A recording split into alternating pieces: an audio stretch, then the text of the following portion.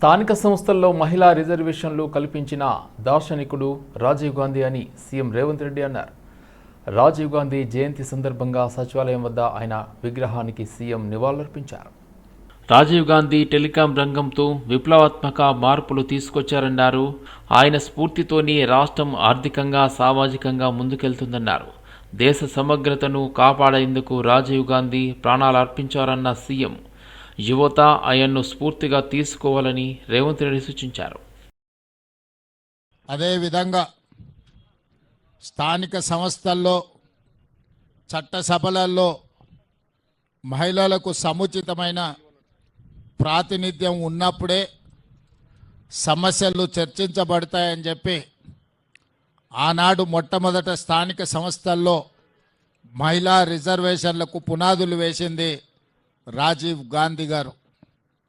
ఈరోజు ఈ దేశంలో కంప్యూటర్ అదేవిధంగా టెలికాం యుగం ఈరోజు ప్రపంచంతో పోటీ పడుతున్నామంటే సిలికాన్ వ్యాలీలో భారతీయులే సిలికాన్ వ్యాలీని నడుపుతున్నారంటే ముఖ్యంగా తెలుగు రాష్ట్రాల నుంచి వచ్చిన ఐటీ నిపుణులు ఈరోజు సుసంపన్నమైన అమెరికా దేశాన్ని ఆ దేశ ఆర్థిక వ్యవస్థను శాసించగలుగుతున్నారు అని అంటే ఈ దేశానికి కంప్యూటర్ను పరిచయం చేసింది రాజీవ్ గాంధీ గారు. అదేవిధంగా టెలికాం రంగంలో విప్లవాత్మకమైన మార్పులు తీసుకొచ్చి ఈరోజు టెలికాం రంగాన్ని శామ్ పిట్రోడా వారి యొక్క పరిజ్ఞానాన్ని దేశానికి పరిచయం చేసి టెలికాం విప్లవం తేవడంతో ఈరోజు డేటా సెంటర్లు కానీ జీసీసీలు కానీ ఐటీ కంపెనీలు కానీ హైదరాబాదు నగరంలో ఈనాడు నిర్మించిన హైటెక్ సిటీ వారి ఆలోచనను స్ఫూర్తిగా తీసుకొని పివి నరసింహారావు గారు ఆ రోజు మనకు ఈ రాష్ట్రానికి ఇవ్వడం జరిగింది. నేదురుమల్లి జనార్దన్ రెడ్డి గారు ఉన్నప్పుడు ముఖ్యమంత్రిగా పునాది రాయి వేసి మొట్టమొదటిసారి హైటెక్ సిటీకి నాంది పలికినరు. ఈరోజు ఫార్మా రంగంలో కానీ ఐటీ రంగంలో కానీ సాంకేతిక టెలికాం రంగంలో ఈ దేశంలోనే తెలంగాణ రాష్ట్రం ప్రథమ స్థానంలో నిలబడ్డది అని అంటే దానికి రాజీవ్ గాంధీ గారు ఎనలేని కృషి. బీఆర్ఎస్ వర్కింగ్ ప్రెసిడెంట్ కేటీఆర్ కాంగ్రెస్ సర్కారుపై విమర్శలు గుప్పించారు. ఈ సందర్భంగా కేటీఆర్ మాట్లాడుతూ గత 2 నెలలుగా యూరియా కోసం రైతులు ఇబ్బందులు పడుతున్నారని మండిపడ్డారు. చేతకాని కాంగ్రెస్ ప్రభుత్వం వల్ల రైతులు దయనీయ పరిస్థితుల్లో ఉన్నారని ఆయన తీవ్రంగా విమర్శించారు. కేసీఆర్ హయాంలో 6 నెలల ముందే ఎరువుల బస్తాలు సిద్ధంగా ఉంచేవారని ఇప్పుడు ఒక ప్రణాళిక కూడా చేయట్లేదని ఆయన అన్నారు. అంతేకాకుండా కాంగ్రెస్ పార్టీ దున్నపోతు మీద వాన కురిసిన విధంగా వ్యవహరిస్తుందని ఆయన ధ్వజమెత్తారు. ఢిల్లీకి రాహుల్ గాంధీని కలవడానికి వెళ్లి రేవంత్ రెడ్డి ఏదో ఒక పేపర్ ఇచ్చి వస్తున్నారని, ఇక్కడ పోలీసులను పెట్టి ఎరువుల బస్తాలు అమ్మే పరిస్థితి వచ్చిందని ఆయన ఆగ్రహం వ్యక్తం చేశారు. చేతగాని కాంగ్రెస్ ప్రభుత్వ పరిపాలన వల్ల ఇవాళ రైతులు ఒక బస్తా ఎరువు దొరకక ఆగమాగమైపోయే పరిస్థితి కూడా ఇవాళ రాష్ట్రంలో కనబడతా ఉన్నది. చివరికి పంట అమ్ముకోవాలి, పంట కొనాలి ప్రభుత్వం అంటే రైతులు అధికారుల కాళ్ళ మీద పడే దుస్థితి.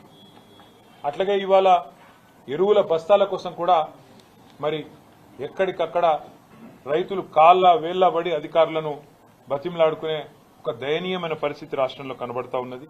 అధికారుల కాళ్ళు పట్టుకునే దౌర్భాగ్యమైన పరిస్థితి ఇవాళ రాష్ట్రంలో కనబడతా ఉంది. ఏ చరిత్ర చూసినా ఏమున్నది గర్వకారణం అన్నట్టు కాంగ్రెస్ చరిత్ర ఎన్నడూ కూడా రైతుల విషయంలో సానుకూలమైన చరిత్ర కాదు, రైతులకు మేలు చేసిన చరిత్ర కాదు.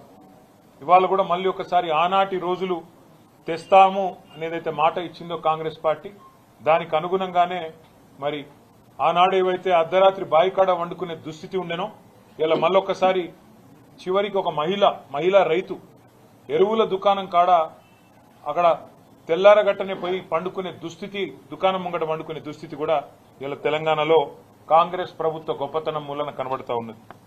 కేసీఆర్ గారి నాయకత్వంలో ఆనాడు ప్రభుత్వంలో 6 నెలల ముందే బఫర్ స్టాక్ తెప్పించి ఎక్కడికక్కడ గోదాములు సీజన్ మొదలు కాకముందే నింపి పెట్టి భారతదేశంలో ఎక్కడెక్కడ మరి యూరియా దొరికితే ఎరువు దొరికితే ఆడికెళ్లి తెప్పించి రైతుకు కడుపులో చల్లగదలకుండా కూర్చునే విధంగా ఇంటికి ఎరువుల బస్తాలు పంపిన పరిస్థితి కేసీఆర్ గారి ప్రభుత్వంలో మనం చూసినాం. 4 లక్షల మెట్రిక్ టన్నుల గోదాముల సామర్థ్యం ఉంటే మేము బాధ్యతలు చేపట్టినాడు రైతుకు మేలు జరగాలన్న ఉద్దేశంతో 24 లక్షల మెట్రిక్ టన్నుల సామర్థ్యానికి సంవత్సరంన్నరలోనే తీసుకొని పోయిన ఘనత కూడా కేసీఆర్ గారి ప్రభుత్వానికి. కానీ ఇప్పుడున్న కాంగ్రెస్ ప్రభుత్వం గోదాములున్నాయి, రైతు వేదికలున్నాయి, కష్టపడే రైతులున్నారు, కేసీఆర్ గారు కష్టపడి చేయించిన మిషన్ కాకతీయ చెరువులున్నాయి, అద్భుతంగా కట్టిన ప్రాజెక్టులు కాళేశ్వరంతో సహా ప్రాజెక్టులు కలకల్లాడుతున్నాయి. కానీ కాంగ్రెస్ ప్రభుత్వం మాత్రం వానాకాలం సీజన్ మొదలైనా దున్నపోతు మీద వానబడ్డట్టే కనీసం ప్లానింగ్ లేదు, సమీక్ష లేదు, సన్నద్దత లేదు, ఎక్కడ కూడా ఒక ఆలోచన కూడా ఒక ప్రణాళిక కూడా లేని పరిస్థితి కనబడతా ఉన్నది. భారతదేశం అభివృద్ధి చెందడానికి మాజీ ప్రధాని రాజీవ్ గాంధీ తీసుకొచ్చిన సంస్కరణలే కారణమని ఉప్పల్ నియోజకవర్గం కాంగ్రెస్ పార్టీ ఇన్ఛార్జ్ పరమేశ్వర్ రెడ్డి అన్నారు. రాజీవ్ గాంధీ 81వ జయంతిని మల్లాపూర్లో Congress party Greater Hyderabad senior నాయకుడు నెమలి అనిల్ ఆధ్వర్యంలో నిర్వహించడం జరిగింది. ఈ సందర్భంగా రాజీవ్ గాంధీ విగ్రహానికి పూలమాలలు వేసి నివాళులర్పించారు. అనంతరం వారు మాట్లాడుతూ శాస్త్ర సాంకేతిక రంగంలో ప్రపంచానికి ధీటుగా ముందుకు వెళ్లడానికి కారణం ఆ రోజు రాజీవ్ గాంధీ ప్రధానిగా ఉండి తీసుకువచ్చిన సంస్కరణలే కారణమని కొనియాడారు. బీజేపీ పార్టీ కేవలం మాటలకు మాత్రమే పరిమితం. ఇన్ఫర్మేషన్ టెక్నాలజీలో రాజీవ్ గాంధీ చేసిన సంస్కరణల వల్ల ఈరోజు భారతదేశంలో లక్షలాది మంది నిరుద్యోగులు ఉద్యోగ అవకాశాలు పొంది ఆర్థికంగా నిలదొక్కున్నారన్నారు. అలాంటి మహనీయులను స్మరించుకోవడం అదృష్టంగా భావిస్తున్నానన్నారు. ఆయన ఆశయాలను కొనసాగిస్తూ ముఖ్యమంత్రి రేవంత్ రెడ్డి అనేక సంక్షేమ పథకాలను పేద ప్రజలకు అందిస్తూ ఇందిరమ్మ రాజ్యాన్ని స్థాపించడం జరుగుతుందన్నారు. మరి మాజీ ప్రధాని రాజీవ్ గాంధీ గారు మరి ఎంతో సంస్కరణలు తీసుకురావడం జరిగింది. ఇన్ఫర్మేషన్ టెక్నాలజీ కానివ్వండి, 18 ఏళ్లకు ఓటు హక్కు, ఇట్లా చూసుకుంటే ఈరోజు భారతదేశంలో మరి ఈరోజు సాంకేతిక శాస్త్ర రంగంలో ఇంత అభివృద్ధి చెందినామంటే ఆ రోజు ఆయన తీసుకొచ్చిన సంస్కరణలే కారణమయ్యే సందర్భంగా ఘనంగా ఈరోజు కాంగ్రెస్ పార్టీ కార్యకర్త ప్రతి ఒక్కరం కూడా మేము తెలుస్తున్నాం. ఎందుకంటే ఆ రోజు ఆయన తీసుకొచ్చిన సంస్కరణ వల్లే ఈరోజు ప్రపంచ దేశాలకు ధీటుగా ఈరోజు భారతదేశం మరి ముందుకు దూసుకెళ్తుంది. మరి ఈరోజు చూసినాం మనం, మరి బీజేపీ లాంటి పార్టీలు, మరి మతతత్వ పార్టీలు ఈరోజు వాళ్ళు చేసింది ఏం లేదు, కానీ వాళ్ళు ఈరోజు మాటలకు తప్ప వాళ్ళ చేతలకు వాళ్ళు చేసింది ఏం లేదు. మరి ఆ రోజు ఇన్ఫర్మేషన్ టెక్నాలజీలో ఆ రోజు ఆయన చేసిన సంస్కరణ వల్ల ఈరోజు లక్షలాది మంది ఈరోజు నిరుద్యోగులకు మరి ఈరోజు ఉద్యోగ అవకాశాలు కల్పించి మరి ఈరోజు వాళ్ళు ఆర్థికంగా నిలదొక్కుకోవడానికి ఆ రోజు ఆయన ముందు చూపే కాదమని సందర్భంగా గర్వంగా తెలియజేస్తూ మరి అలాంటి నాయకుని ఈరోజు స్మరించుకోవడం మేమందరం కూడా కాంగ్రెస్ పార్టీ నాయకులందరం కూడా అదృష్టంగా భావిస్తున్నాం. ఆయన ఆదర్శంగా తీసుకొని మరి కాంగ్రెస్ పార్టీ మరి ఈరోజు రేవంత్ రెడ్డి గారి ప్రభుత్వం ఈరోజు అన్ని విధాల మరి ఈరోజు ఇందిరమ్మ రాజ్యంలో మరి కాంగ్రెస్ పార్టీ ఎన్నో మరి సంక్షేమ పథకాలు, అభివృద్ధి కార్యక్రమాలు ఈరోజు చేపడుతూ ఉప్పల్ నియోజకవర్గాన్ని ఈరోజు అన్ని రంగాల్లో ఈరోజు మా గౌరవ ముఖ్యమంత్రి రేవంత్ రెడ్డి గారు ముందుకు తీసుకెళ్తున్నారు. కాంగ్రెస్ పార్టీ ఆధ్వర్యంలో నిర్వహించిన రాజీవ్ గాంధీ గారి 81 జయంతి ఉత్సవాలకు ముఖ్య అతిథిగా విచ్చేసిన మా అన్న పరమేశ్వర్ రెడ్డి అన్న గారికి, అంజిరెడ్డి అన్న గారికి, ధన్పాల్ రెడ్డి అన్న గారికి, శ్రీరామ్ రెడ్డి అన్న గారికి, ఇక్కడికి వచ్చిన ప్రతి ఒక్క కార్యకర్తలందరికీ మా ధన్యవాదాలు తెలియజేస్తున్నాము. అలాగైతే మన మహానేత చూపిన దారిలోనే మనం అందరం పయనిస్తూ ప్రతి ఒక్క వారు చూపిన మార్గాలన్నీ ఎంచుకొని వారి బాటలో పయనిస్తూ ఇలాగే ముందుకు సాగుతామని చెప్పి కోరుకుంటూ ఇక్కడికి వచ్చిన ప్రతి ఒక్కరికి ధన్యవాదాలు తెలియజేస్తున్నాం. ఉద్యోగుల డిమాండ్లపై రాష్ట్ర ప్రభుత్వం నిర్లక్ష్య వైఖరిని నిరసిస్తూ 1,00,000 మందితో జంగు సైరన్కు పిలుపునిచ్చారు. తెలంగాణ ఉద్యోగుల ఐకాసా నాంపల్లి టీఎన్జీఓ కేంద్ర కార్యాలయంలో సమావేశం నిర్వహించారు. ఉద్యోగ, ఉపాధ్యాయ, గెజెట్ అధికారుల, కార్మిక, పెన్షనర్ ఐక్య కార్యాచరణ కమిటీ చైర్మన్ మారం జగదీశ్వర్ అక్టోబర్ 12న చలో హైదరాబాద్ కార్యక్రమం తీసుకున్నారు. ఇప్పటి వరకు వేచి చూశాం. పీఆర్సీ కమిటీ ప్రకటించి 2 ఏండ్లు అవుతున్నా ఇప్పటి వరకు కమిటీ నివేదిక తీసుకోలేదు. దేశంలో ఎక్కడా లేని విధంగా మన రాష్ట్రంలో 5 డిఏలు పెండింగ్లో ఉన్నాయని తెలిపారు. అంటారు ఇలా ఉద్యోగులు వస్తున్నారని అందరు ప్రచారం చేస్తారు. కొంత పేపర్లలో అయితే కొంత మిత్రులు కూడా రాస్తున్నారు, తిమింగళం పడ్డది తిమింగళం. 250 మంది ఒక అవినీతి పనులు అనుకున్నాం. 15 లక్షలలో ఎంతమంది దాని అవినీతి అందరు పర్సెంటేజ్ ఎంత పర్సెంటేజ్ అవుతుంది. ఇలా ప్రభుత్వం డబ్బులు తీసుకున్న వాళ్ళు ఎవరిని పట్టుకుంటారు? పొలిటికల్ పార్టీ వాళ్ళు ప్రభుత్వం అందరూ పట్టుకోవాలి కదా. వాళ్ళ 1000 కోట్లు వాళ్ళకు ఉంటాయి. వీరికి చిన్న ఉద్యోగులు వేయాలి ఇబ్బందికరంగా పడుతుంది. ప్రభుత్వాన్ని కొడుతున్నాం. మాకెళ్ళి ఆవేదన కింద ఉన్న ఉద్యోగులు మా చేతులకి వెళ్ళిపోతున్నారు. గతంలో నాయకులు మస్తుందని చెప్తేనే ఇలా ఉద్యోగులంతా వ్యతిరేకమైంది. ఇలా మా పరిస్థితిని చేయకూడదని అన్ని చేసి ఉద్యోగులు మా నాయకులందరూ కలిసి ఇబ్బందికరంగా ఉంది. ఆలోచించండి. మా న్యాయమైన డిమాండ్స్ కావు, మా హక్కు, మా జీతం హక్కు, మా జీతభత్యాల హక్కు. మా డబ్బులో మీరు వాడుకునే అర్హత మీకు ప్రభుత్వం లేదు. మొత్తం యావత్తు అక్టోబర్ 12 రోజు 1,00,000 మందితోని అలా ఎల్బీ స్టేడియమా లేకపోతే సరూనా స్టేడియమా మా యావత్తు ఉద్యోగులను ఏకం చేస్తున్నాం. జంగు సైరన్ చూస్తున్నాం. మా బాధను చెప్తాం. అవసరమైతే ఫ్యామిలీతో నష్టేస్తాం. దాన్ని సన్నాహ సమావేశాలు కూడా సెప్టెంబర్ 8 రోజు బస్సు యాత్ర చేసుకుని యావత్తు జేఏసీ నాయకులన్నీ జిల్లాల పర్యటన చేసి ఉద్యోగులను ఏకం చేస్తాం. మేము కూడా ఉద్యోగులు ప్రజల యొక్క భాగమే. మా బతుకులు చూడండి. నిజమైన మీరు నాయకులైతే ఇలా అన్ని ఆలోచించాలి. గౌరవ ముఖ్యమంత్రి గారు మాట ఇచ్చిన తర్వాత కూడా సంబంధిత మంత్రులు కావచ్చు, అధికారులు కావచ్చు, ఎవరు కూడా పట్టించుకోలే. రాష్ట్ర ప్రభుత్వ ఉద్యోగులు జేఏసీ అంటే చాయలకే లీగల్ తీసి పడేసినట్టు పడేసి ఇందాక చెప్పినట్లు ఏ సమస్య కూడా పరిష్కారం కాలేదు. నవీన్ మిట్టల్ గారి పరిష్కారానికి ప్రయత్నం చేసి సూచన చేసినప్పటికి కూడా కనీసం ఆ జాబితా బయట పెట్టలేదు. కాబట్టి ఈరోజు కార్యాచరణ తీసుకున్నాం. సస్పెన్షన్ అయిన ఉద్యోగులు రిజిస్ట్రేషన్ డిపార్ట్మెంట్కి వస్తే సస్పెన్షన్ అయిన ఉద్యోగులు కావచ్చు, విఆర్ఓలు కావచ్చు, మున్సిపల్ ట్రాన్స్ఫర్లు కావచ్చు, లేదంటే పంచాయత్ సెక్రటరీలు కావచ్చు, హాస్టల్ వెల్ఫేర్ ఆఫీసర్స్ కావచ్చు, ప్రతి ఒక్క ఉద్యోగి డిపార్ట్మెంట్లో సమస్యలు ఉన్నాయి. రాష్ట్ర ప్రభుత్వం, ప్రభుత్వ యాంత్రాంగం, మరి రాష్ట్ర ప్రభుత్వ ఉద్యోగులు సంక్షేమ పథకాలు మోయాలన్నా, రాష్ట్ర ప్రభుత్వం మంచిగా నడవాలన్నా, ప్రభుత్వ ఉద్యోగులుగా మేము సహకరించినప్పటికీ కూడా మావి చాలని బతుకులు. ఈ మధ్య కాలంలో దాదాపు 200 నుంచి 300 మంది ఉద్యోగులు చచ్చిపోవడం జరిగింది. ఒక్క బిల్లు కూడా పాస్ అయితే లేదు. కాబట్టి ఈ కార్యాచరణ తీసుకున్నాం. మీ ద్వారా నేను అందరికి కూడా విజ్ఞప్తి చేస్తా ఉన్నా.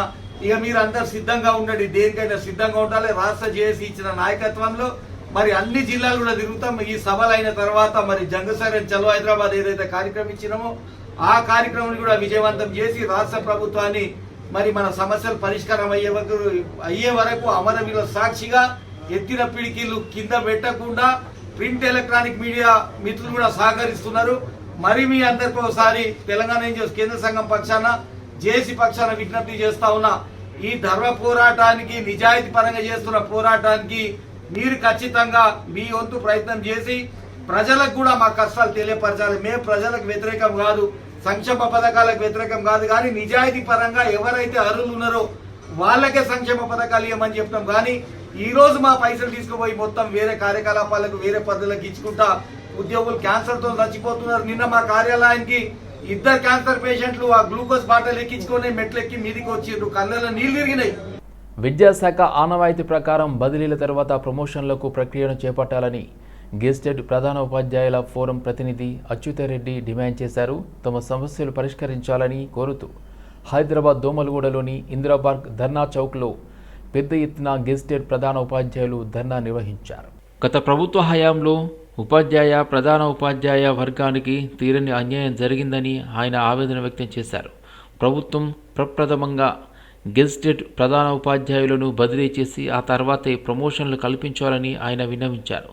సుదీర్ఘకాలంగా తమ తల్లిదండ్రులకు, పిల్లలకు సుదూర ప్రాంతాల్లో విధులు నిర్వర్తిస్తూ మానసికంగా తీవ్ర ఆవేదనకు గురవుతున్నామని గెజెట్ ప్రధానోపాధ్యాయుడు రత్నాకర్ విచారం వ్యక్తం చేశారు. భద్రాద్రి కొత్తగూడెం నుండి ఆసిఫాబాద్కు వెళ్లి విధులు నిర్వర్తించాల్సిన పరిస్థితి నెలకొందని, ఈ సమస్యను ప్రభుత్వం వెంటనే సానుకూలంగా పరిష్కరించాలని ఆయన కోరారు. తెలంగాణ ప్రభుత్వం ఏర్పడిన తర్వాత 8 సంవత్సరాలకు 2023లో గిరిజన ప్రధాన పోస్టును జిల్లా స్థాయి నుంచి జోనల్ స్థాయి కాకుండా మల్టీ జోనల్ స్థాయికి చేర్చి ప్రమోషన్ చేయడం జరిగింది. చాలా మంది ఖమ్మం నుంచి అస్మాబాద్ వరకు సుమారుగా 450 నుంచి 550 కిలోమీటర్ల వరకు పదోన్నతిపై పనిచేస్తున్నారు. మరి ఇప్పుడు అప్పుడు పదోన్నతి తిరస్కరించిన వారు మాకు మేము ప్రమోషన్ వెళ్ళి 23 నెలలైంది. నెక్స్ట్ సెప్టెంబర్లో 2 సంవత్సరాలు సర్వీస్ పూర్తి అవుతుంది. మరి ఆ సందర్భంలో బదిలీ నిర్వహిస్తే వాళ్ళకి మంచి ప్లేస్ దొరికాయనే ఆలోచనతో వాళ్ళు ఎన్నో లాబింగ్ చేసి వాళ్ళు ఇప్పుడు ప్రమోషన్ పొందడానికి ప్రయత్నిస్తున్న సందర్భంలో మేము గవర్నమెంట్ డిమాండ్ చేస్తున్నాం. ముందు మాకు బదిలీ నిర్వహించండి, నిర్వహించిన తర్వాత వాళ్ళకి ప్రమోషన్ చేయండి చెప్తున్నాం. మరి 2 సంవత్సరాలు కాలేదనేది ప్రభుత్వం పెట్టుకున్న నిబంధన. మరి గెస్టెడ్ ప్రధానోపాధ్యాయులకు లాంగ్ స్టాండింగ్ 5 సంవత్సరాలే ఉంటుంది, మిగతా ఉపాధ్యాయులకు 8 సంవత్సరాలు ఉంటుంది. కాబట్టి 8 సంవత్సరాల ఉపాధ్యాయులకు 2 సంవత్సరాలు లాంగ్ స్టాండింగ్ వాళ్ళ మినిమం సర్వీస్ ఉంటుంది. కానీ మాకు 5 సంవత్సరాలు లాంగ్ స్టాండింగ్ కాబట్టి మాకు 1 ఇయర్ మినిమం సర్వీస్ తో మాకు బదిలీ చేయాలని కోరుతూ మరి ప్రభుత్వంకి ఈ విషయం మీడియా ద్వారా, ప్రింట్ అండ్ ఎలక్ట్రానిక్ మీడియా ద్వారా ఈ రోజు ఇందిరా పార్క్ దగ్గర ప్రధాన డిమాండ్ ఏంటి అంటే ఫస్ట్ బదిలీలు నిర్వహించాలి. ఇప్పుడు ఎప్పుడైనా కానీ జిల్లా పరిషత్లో ఉన్నప్పుడు ఒకవేళ గవర్నమెంట్ ఉత్సాహంతో ప్రమోషన్ ఇచ్చినా కానీ ఇబ్బంది ఉండేది కాదు. కానీ చిన్న జిల్లాలు చేయడం, రెసిడెన్షియల్ ఆర్డర్ చేయడం పద్ధతి ప్రకారం మొట్టమొదటిసారి మల్టీ జోన్ చేయడం వల్ల 19 జిల్లాల్లో ఇంబ్యాలెన్స్ అయ్యి దాదాపు 150 నుంచి 500 కిలోమీటర్ల వరకు వెళ్ళాం. ఇప్పుడు కనుక ఒకవేళ ప్రమోషన్స్ ఇచ్చి ట్రాన్స్ఫర్స్ ఇవ్వకుంటే ఇక్కడ ఉన్నటువంటి మేము 100% ప్రమోషన్ వల్ల నిండిపోవడం వల్ల మాకు మా జిల్లాలకు స్వజిల్లాలకి బ్యాలెన్స్ చేయడానికి అసలే వీలు కాదు. ఇక్కడే మేము రిటైర్ కావాల్సి వస్తుంది. అందరం కూడా దాదాపు 50 ఏళ్ల పైబడి ఉన్న వాళ్ళమే. ఈ విధంగా ఇక్కడే జిల్లాలో రిటైర్ అవ్వడం వల్ల చాలా నష్టం జరుగుతుంది. చాలా మంది పిల్లలు ఎవరు తల్లిదండ్రులు అందరూ కూడా ఇంటి దగ్గర ఉన్నారు. అందుకని మేము ప్రమోషన్స్ అనేది వద్దనట్లేదు. ఖచ్చితంగా మాకు ట్రాన్స్ఫర్స్ పెట్టాలి. ట్రాన్స్ఫర్స్ పెట్టిన తర్వాతనే ఈ ఇంబ్యాలెన్స్ బ్యాలెన్స్ చేసిన తర్వాతనే ప్రమోషన్స్ ఇవ్వమంటున్నాం. ప్రమోషన్స్ ఇవ్వడం కూడా వాళ్ళ. అందుకని మాకు ప్రభుత్వం ఆలోచించి ఖచ్చితంగా మాకు సూరారాం డాక్టర్ బిఆర్ అంబేద్కర్ జగ్జీవన్ రామ్ భవనంలో దళిత ఐక్యవేదిక ప్రధాన కార్యదర్శి ప్రేమ్ కుమార్ అధ్యక్షతన దళితుల ప్రజా సంఘాల సమావేశం జరిగింది. సమావేశంలో ఎన్టీయూసీ తెలంగాణ రాష్ట్ర ప్రధాన కార్యదర్శి, అఖిల భారత రాష్ట్రీయ దళిత సేన ఓబీసీ జాతీయ అధ్యక్షులు గూడ ఐలయ్య గౌడ్, దళిత సంక్షేమ సంఘం జాతీయ అధ్యక్షులు డాక్టర్ బూదాల అమర్ బాబు, అఖిల భారత రాష్ట్రీయ దళిత సేన జాతీయ అధ్యక్షులు డాక్టర్ ఏవిజే జేమ్స్, అఖిల భారత రాష్ట్రీయ దళిత సేన జాతీయ ప్రధాన కార్యదర్శి వై బాలరాజు, దళిత సంఘాల నాయకులు బుచ్చన్న, సిద్ధన్న మాట్లాడుతూ దళితులపై దాడులు జరిగితే ఐక్యంగా ప్రతిఘటిస్తామని హెచ్చరించారు. ఈ కార్యక్రమంలో దళిత సంఘాల ఐక్యవేదిక కమిటీ మంగ రామచందర్ ప్రధాన కార్యదర్శి, హనుమకొండ ప్రేమ్ కుమార్ తదితరులు పాల్గొన్నారు. మరి ఈరోజు ఈ సమావేశం ఏర్పడడం జరిగింది ఏంటంటే గతంలో 4 రోజుల ముందు ఎన్ఎస్ రాజు మీద దాడి జరగడం జరిగింది. ఈ యొక్క భవనము పవిత్రమైన భవనము, భవనం దగ్గర అంబేద్కర్ విగ్రహాలకు ఎదురుగా యూరియన్ పోస్తూ ఉంటే మా యొక్క సంఘ సభ్యులు ఎన్ఎస్ రాజు గారు పోయేద్దని చెప్తే మరి కొంతమంది ఇక్కడ ఉన్నటువంటి దుర్మార్గులు, గంజాయి బ్యాచ్ డ్రైవర్లు అతని మీద దాడి చేసి తన బామర్దులను కొట్టి అతని చేతులు ఇవ్వడం జరిగింది. అదే కాకుండా తన బామర్ది హాస్పిటల్ పోతే అక్కడికి వెళ్ళిన వ్యక్తిని కూడా వేటి ముంగల తుచ్చశుద్ధిగా కొట్టి ఇచ్చరీలుగా కొట్టడం జరిగింది. అక్కడ పోలీసు వాళ్ళు ఇన్స్పెక్టర్ చేయడం జరిగింది. ఎన్ఎస్ఆర్ రాజన్న మీద దళిత నాయకుడైనటువంటి మరి ఎన్ఎస్ఆర్ రాజు మీద దాడి జరిగిన దానికి మేము ఇలా దళిత సంఘాలు ముక్తఖండంతో ఖండించడానికి అంబేద్కర్ జ్యోతిరావు పూలే భవన్ పక్కన నిరసన తెలియడానికి వచ్చినాము. మరి వచ్చిన పిమ్మట అందరు ముక్తఖండంతో దాన్ని ఖండించడం జరిగినది. అతని మీద దాడి చేసిన వారిని ఎమ్మటే ఎస్సీ ఎస్టీ కేసు పెట్టేసి అరెస్ట్ చేయాలని కూడా మా యొక్క అందరి నినాదము.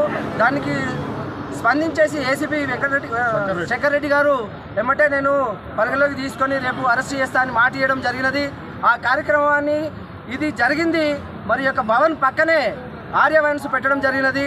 దానికి ఎదురుగానే శివాలయం గుడి కూడా ఉన్నది.